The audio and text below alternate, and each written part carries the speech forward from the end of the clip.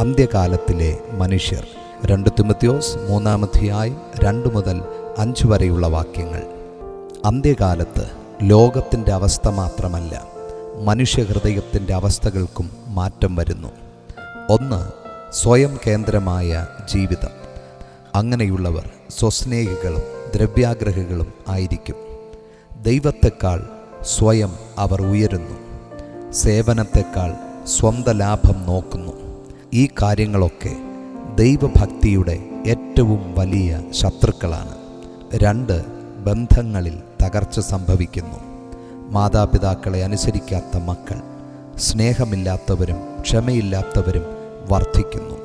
അവസാന കാലത്തിലെ ഒരു വലിയ അടയാളം കുടുംബ ബന്ധങ്ങളുടെ തകർച്ചയാണ്. 3. സ്വഭാവത്തിലെ നിയന്ത്രണമില്ലായ്മ.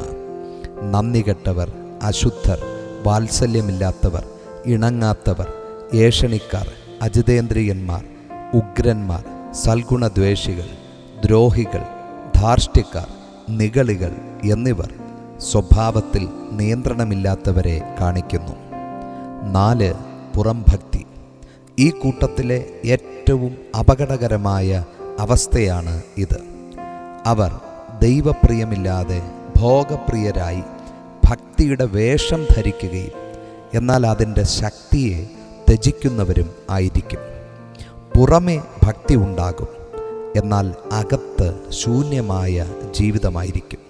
ഈ അവസ്ഥയുടെ മധ്യത്തിൽ ദൈവവചനത്തിൻ്റെ നിലപാട് വളരെ വ്യക്തമാണ്. അത്തരക്കാരെ വിട്ടൊഴിയുക. ഇത് വെറുപ്പിൽ നിന്നും ഉളവാകേണ്ടതല്ല, ആത്മീയ സംരക്ഷണത്തിനായി നാം കൈക്കൊള്ളേണ്ട മുൻകരുതലാണ്.